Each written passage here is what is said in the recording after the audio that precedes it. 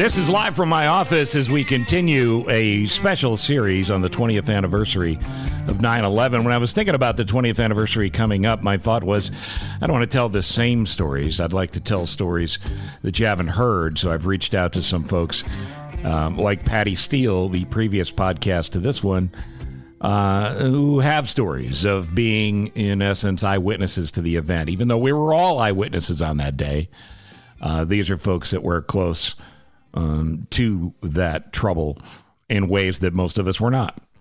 And coming up today is Chuck Todd, the host of Meet the Press. We'll talk more about that in just a second. And there'll be another show related to 9/11 still to come before that 20th anniversary on Saturday, September 11th, 2021. One of the stories that's way too important to be forgotten is a story about the first person to die in the War on Terror on that day. Danny Lewin is his name. Danny Lewin was just 31 years old, but at 31, he had already lived an incredibly amazing life. So let's go back to 9/11/2001. On that beautiful Tuesday morning, he boarded American Airlines Flight 11 from Boston to Los Angeles. He was headed to L.A. in a business meeting for his incredibly successful company, which did then and still has to this day a huge impact on all of us. More on that to come as well. Unfortunately, as you know, through history, American Airlines Flight 11 became the first plane to hit the towers. Danny Lewin lived in Denver until he was 14 years old. His family then moved to Israel. He obviously moved with them. And he would go on to serve in the Israeli military with an elite counterterrorism unit. Through that experience, he also became fluent in Arabic, and he knew what the hijackers were saying on that day before anybody else did.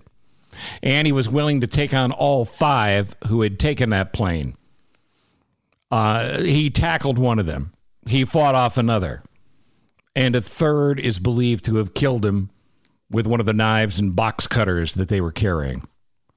Now, how do we know this when everybody on the plane died? Well, it comes from the phone conversations that came from the plane, from other folks on the plane and the flight attendants who were making calls to the ground to say what they had witnessed, and that they had witnessed the heroism of Danny Lewin, though people on the plane certainly didn't know his name at that point.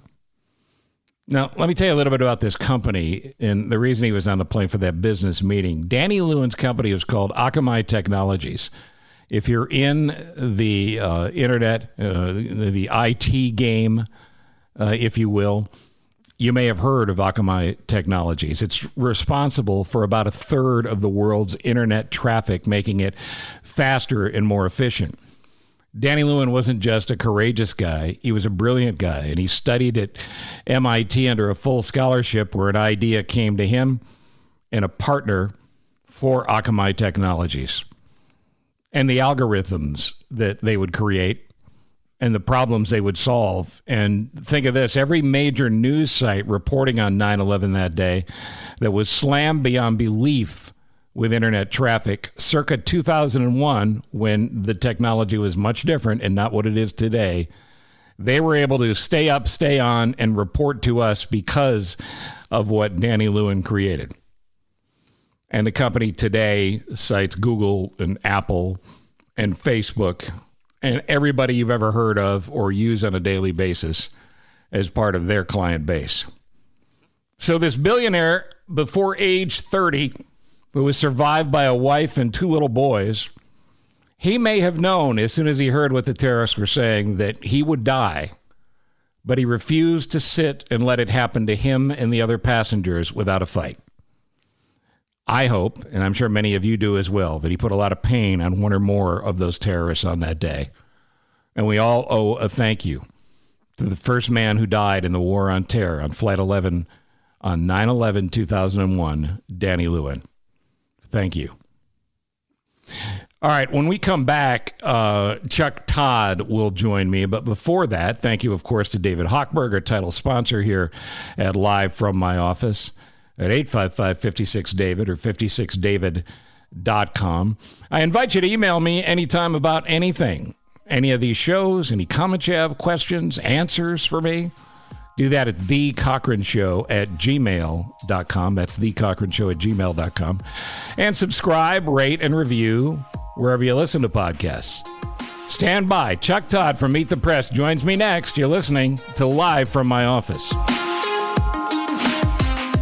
If you're looking to purchase a new home or refinance the one that you're in, you need to do what I did, what my family has done, and what many of you do every day. You call Team Hochberg, your trusted local lender. Tom, retired, Social Security income of $30,000 a year, and over $2 million in retirement assets, contacted 3 banks to refinance and purchase another home in Florida, and they all told Tom he didn't qualify. So he called Team Hochberg and got a free consultation. Team Hochberg helped Tom refinance his Illinois home and helped him purchase a home in Florida using something called an asset depletion loan. Now, you don't have to know what that is. You just have to know to call Team Hochberg.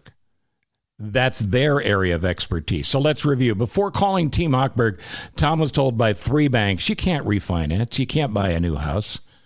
He called Team Hochberg, and Tom had his rate lowered, his monthly payment refinancing for his current home, and he purchased a new home.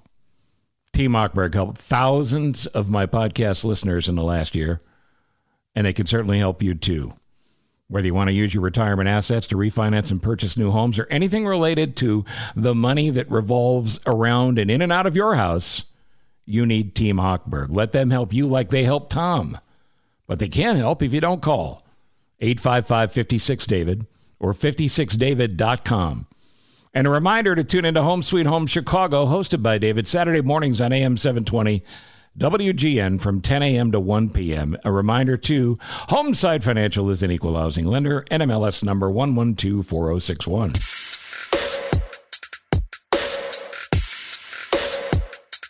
It's a pleasure under, well, frankly, difficult circumstances considering the topic, but it's always a pleasure to welcome my friend Chuck Todd from NBC News and Meet the Press back to Live from My Office. How are you, sir? Great, Steve. Thanks for asking. I'll have I think everybody has a very personal experience on this one. Yeah, I mean, let's go back to that day, a beautiful Tuesday morning. I don't know if you were in New York or D.C. that day, but take me through. Yeah. Look, I was in D.C. I was working for a publication called The Hotline. We were basically a political trade publication. Yep. Before there was Politico, there was The Hotline. And our offices were in the Watergate complex. And for those familiar with D.C., the Watergate complex is right on the Potomac River. So we had windows on the Potomac River.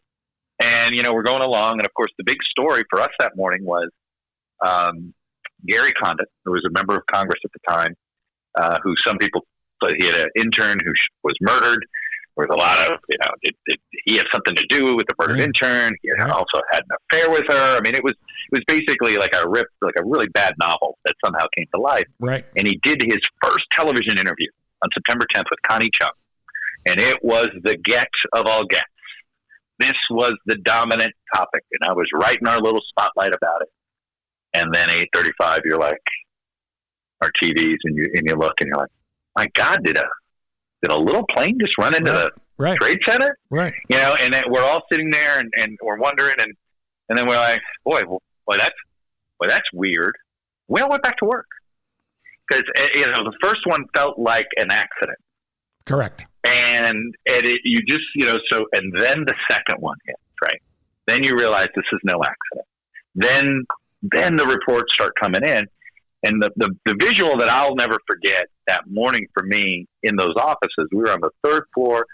We had this big window where you could see the Potomac, and the Potomac at that part, it's essentially the guide for planes to land at National Airport. You basically follow the river in. Sure. And the river essentially takes you, and if you've ever landed in D.C., there's sort of 2 ways to land a National. One of them is the way I just described.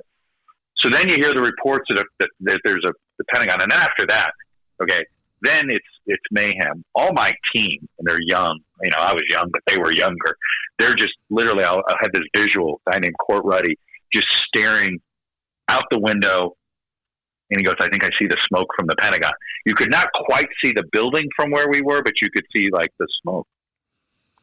And so then there's that. Then by the way, the Watergate offices are across the street from the Saudi embassy. Oh, wow. How about that? Yes.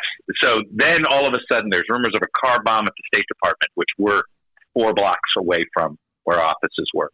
So I've got a staff that's panicked. Nobody can, phones are crazy. Nobody can call. All I'm telling everybody, call your parents, tell them you're okay. Right. It was one of these moments. So everybody's trying to get through to their parents, get through to just calm everybody down. And then, I just, after a few hours, I was one of the few people who drove most of my staff Metro, and I did not want any of them on the subway or on the street. So basically, 100%. those of us that drove, we created a caravan, if you will, and I just, dropped people off. Spent in traffic was just crazy, right? Everybody was sort of panicking type Sure. of thing that really wasn't.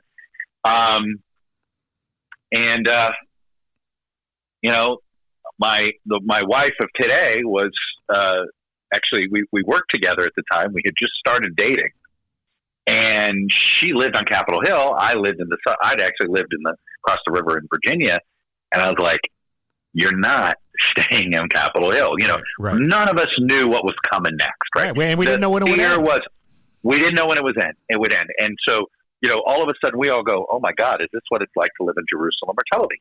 Right, where you're just going to constantly, and that's what we thought Washington, D.C. was going to be turned into. Mm-hmm. I think a lot of us, I certainly feared that for a long time, and you were a bit jumpy, but boy, that, the thing about 9/11 for me is, so that night my wife stayed with me, brought her little dog, yada, yada, yada. We have 2 kids, we're married, it truly was sort of life altering for me that single day as well in my personal life, because it all sort of converged together. But it was, it's something that won't go away. And I think in hindsight, it's the closest I've ever come to being in a city that's under attack. And that's what we were. We were a city under attack. Well, and I think and that's something that I think I didn't fully appreciate in the time. Looking back, it's like, wow, I'm glad we survived. You said something very, prescient to me back in January, though, that we almost lost our democracy on January 6th. That certainly felt like an attack. I know it was different, but that certainly felt like the country was under attack, but obviously not in the same way. No, this was, I mean, this was one of those where you wondered, are we going to have to block off the city? Right. Are we going to get that? It was, and are more attacks coming? I think the single most remarkable thing, when you think about what didn't happen, is that we didn't get attacked. We didn't get attacked by Al Qaeda in that first couple of months after. Yep. There was such of course, it wasn't a matter of if, it was when, and how was it going to, and we were going to be prepared for it and all of this something. And we went through the whole see something, say something. I mean, there was that sense. It was, okay, this is what we now, and in fact, I remember we had a conversation just as a staff, and it's like, look, we've been insulated from this, but, there are a lot of people that have lived in London and Madrid and Tel Aviv and Jerusalem and Beirut, a lot of great cities that have to unfortunately live with these threats. We're now one of them. Well, and one of the things that struck me, because we were in network coverage back on WGN in those days for at least a couple of hours, and then I was the first person back on the air, is the adrenaline rush and the need, and having the platform, the responsibility to deliver information was such a big deal that it wasn't until much later that night where the gravity of what we had dealt with really started to hit me. Did you have that sense too? It's funny. It was about a week later. I mean, it's interesting what you say about the adrenaline. Look, I guess the best way I can compare it to, I went through Hurricane Andrew in Miami, and it never, the destruction didn't hit me until I left. But for a week, I was more worried about making sure my mother was fine, making sure my grandfather was okay. You're just sort of you were in sort of your own version of search and rescue mode. That's the way it felt here, right? Is that it took a little bit longer to hit because we didn't know it was over yet. Right. I guess that's probably the best. We thought this was ongoing. In fact, we ended up editorially, I mean, talk about throwing yourself into something. We started a we were at the hotline. We were basically doing aggregating before it was cool, before people knew that's what you needed to do. So we immediately started one for terrorism. We called it I'm trying to remember what we called it. So Hotline World. We called it, I think, Hotline World is what we basically did, and we were just essentially helping people know about what was going on with Al Qaeda affiliates, whether it was in the Philippines, whether it was in Pakistan, whether it was in Latin America, where there was a cell that people were worried about. I mean, I know that's what our team did to sort of get through this. We threw ourselves into the story like in the same way, like, hey, our job now is to surface everything everybody needs to know about Al Qaeda and these Islamic extremists. You remember, I'm sure, the plane crash on Fire Island within those first couple of months, where we all that morning thought, oh my God, they've done it again. And it turned out to be a horrible coincidence and a mechanical problem on the plane. But you also remember that there was unity briefly, and all of us, even the most idealistic, including me, hoped it would last, and it didn't. But when it fell apart fast. And of course, now the world we live in now feels as dangerous as ever because of this separation, this "you're wrong because I'm right" notion. Anything you can tell us to make us feel better about that? Not at all. I mean, I think it's one of those things where, I thought you were going to go with the question, could we have another 9/11 moment of unity? And the answer is, we just found out. The answer is no. Yeah. Uh-huh. Look at how fast people wanted to play politics with what happened in Afghanistan with the withdrawal. Look at how fast people wanted to play politics with January 6th. So we don't have these, and look, I'm not going to sit here, would we have had the same unity if Al Gore had been president instead of George W. Bush?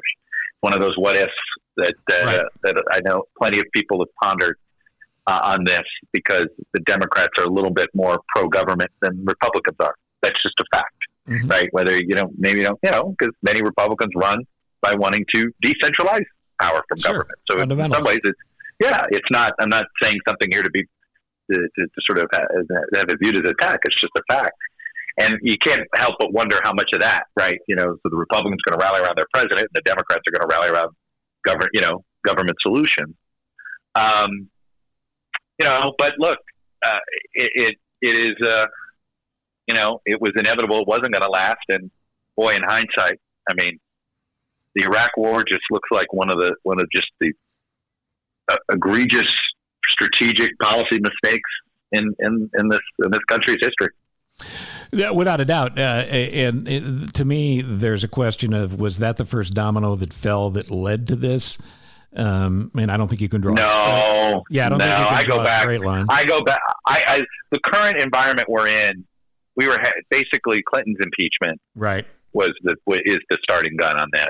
I know some people want to say it's Newt, and you could say it's Newt and Clinton together, right? The rise of those two, and the rise of what I would call this sort of win at all cost politics, right? Where the Clinton machine decided, we're going to fight fire with fire. We're going to take it right back at them. And, there to me is a direct line between the beginning of the Clinton wars with Gingrich and where we are today with Donald Trump and the Democrats. There's a woman in New York, a radio legend named Patty Steele, who you probably have crossed paths with at some point, who was on with me the other day, and she made an interesting point about New York City. New York City and Washington, ground zero for 9/11. And in New York City, she said, because it falls on a Saturday, WCBS had considered having her be a part of a special show on Saturday commemorating the anniversary. And after a group discussion, they talked themselves out of it because they said all they're hearing on the street and the anecdotal evidence they have from listeners is they are bad newsed out because of COVID and everything else. Yeah. But I would guess in Washington, you can't have that with folks that live there because it's the industry. Well, it is. Look, we're going to do special coverage that day as a network because it's the 20th anniversary. Right. I don't think we would do the same special coverage if it were the 19th anniversary or the 21st anniversary, but it is the 20th anniversary. And I do think some perspective helps. I think the withdrawal from Afghanistan makes it a little more front of mind, if you will. It's sort of a reminder where we are and where we're headed, how far have we come, if we've come that far at all. But I hear you. It's funny. I have a show. I have to do a Sunday show on September 12th. And I made it clear. I said, guys, when the anniversary's over, the public's done. Right. Public is not going to want to keep thinking about the anniversary on September 12th. Right. And in fact, I'm with you. I don't know how many people won on September 11th because, September 11th, well, you know what? Pandemic seems to be worse. And this seems to be worse. I don't think we're at a moment where 9/11 isn't Normandy yet. It's probably a better way to, there was a time where I think we thought 9/11 anniversaries would feel like the Normandy anniversary. Right. The beginning, because Normandy and D-Day, it was the beginning of a successful American military campaign. And I think there was a time that, 9/11 felt there was this, you can punch America, but you can't knock us out. You can knock us down, but you can't knock us out. But I don't feel the same sense of unity. So I have, it's funny. This anniversary is not something I'm interested in. I would probably wouldn't be as interested in it as a viewer or as a listener because I'm more focused on this other stuff. Sure. Yeah, well, but that goes with the territory with what you do every day. Mm-hmm. I'll let you go in a second because as we're taping this, you need to run off to your son's first high school football game, which is pretty darn exciting. It's fun, I think. But before I let you go, I went back and watched The Looming Tower, which I'd highly recommend on Hulu. Yes. It's a 10 episode series, which is dramatized, but it details an amazing story. The centerpiece of it's American Chernobyl is what I would describe. It's very similar to how Chernobyl was done. It's a great point. Yes, it's docudrama, but it's accurate. But the one of the center points in the plot is the true story of how the FBI and the CIA didn't share information. Has that literally gotten better aside from some surface display of it getting better? Oh, 1,000%. Okay, good. Look, where the FBI was in the late 90s and where the FBI is today, it's sort of the difference between life with the internet and life without the internet, right? It's just that kind of change, right? It's that been modernized. And so I do think it's a lot better on that front. And I think our intelligence has been pretty good. The problem is, our biggest problem, Steve, is we have not, I just think our military posture is misaligned with the threats that we have today, right? We're still have a military industrial complex that is trying to be prepared to fight a land war. Where are we fighting these land wars? Right. Right. The next, I did a special on this in our streaming show, Meet the Press Reports. The next war is going to start in space. It's going to be somebody taking out a satellite and then them trying, what conventional warfare is in the 21st century. And so it is just so much different going forward. And to me, Afghanistan should be a reminder of how the old, and so, I think our intelligence system has been modernized, and our posture is sort of aligned correctly with the threats we face. Our military posture is so misaligned. And part of that, this is where Eisenhower's words have never been truer.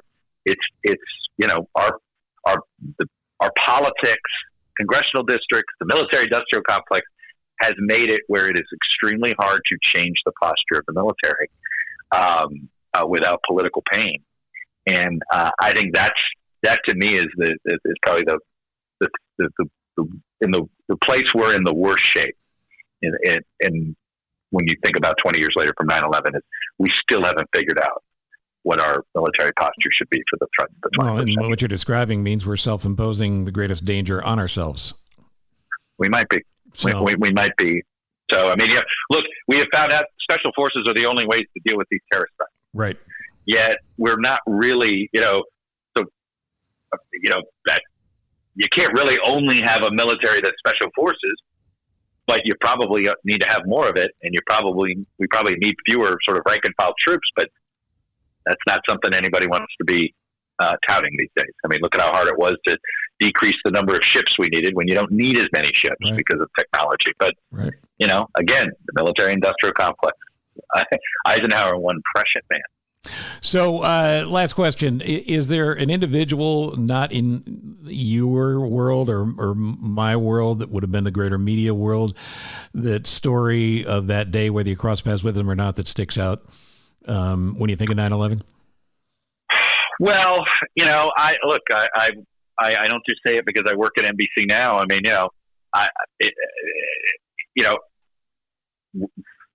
everything about watching the Today Show that morning, for me, the Today Show will forever be sort of the vehicle that I experienced 9/11 on television. Same here. Right. It was for, it just was, right. It was, and watching Katie Couric and Matt and then Brokaw. So, yeah, I mean, look, to this day, I didn't know Tom then. Tom and I are very close now. But it was, I think for many people, Tom Brokaw was sort of the narrator for what happened on 9/11. And in that sense, I think he's, for me, will always be the voice I hear telling me what happened. Sure. I appreciate the time as always. There's a plug list that's very, very long that we're going to put on the notes page of all the things that Chuck does. But Meet the Press Sunday, MTP Daily on MSNBC, the streaming show you mentioned, and the Chuck Todd cast, which I've been a guest on. It's a good time. Take the over on the number of wins for the Packers this year. It's our last year of being a decent football team. I worry about the next 10, but at least I got one more in me.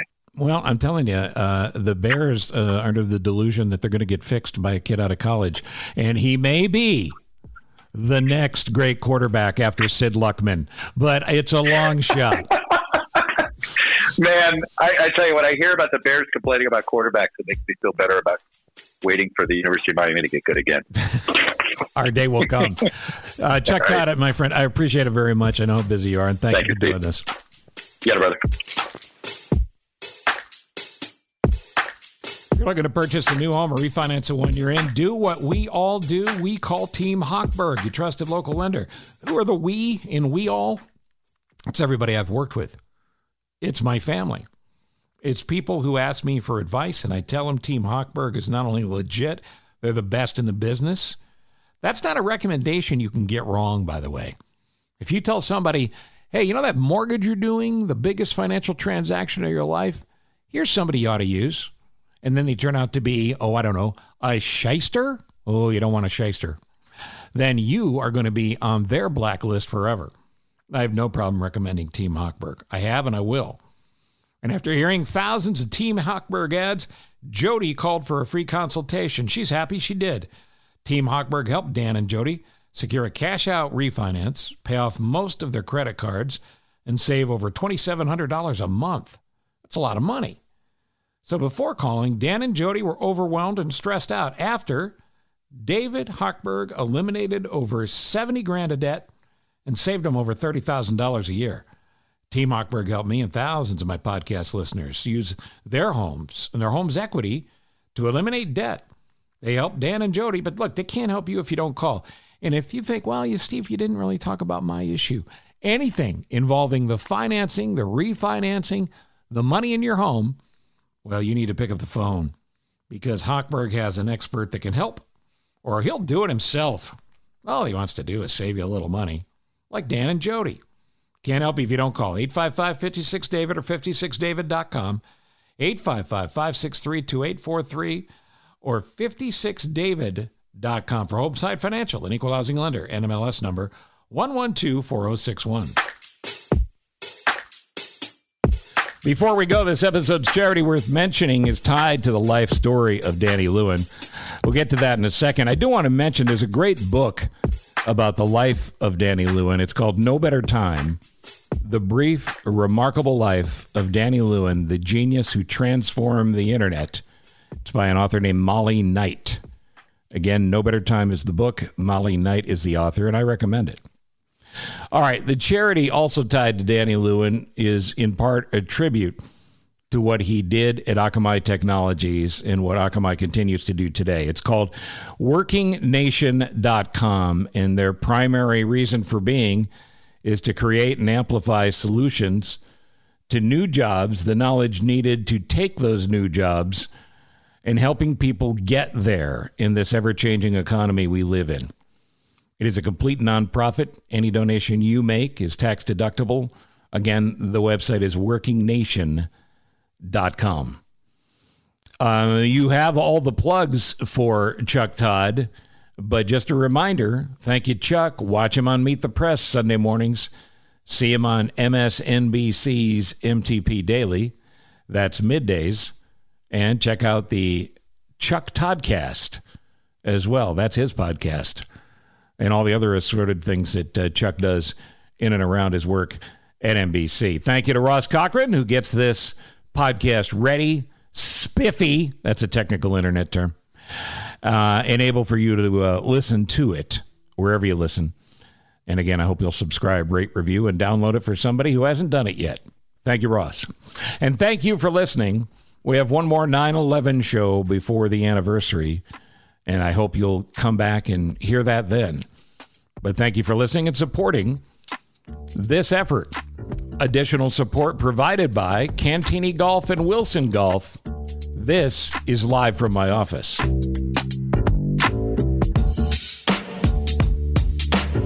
Thank you for listening to Live from my office, a service of Monkey Run Productions. All rights reserved.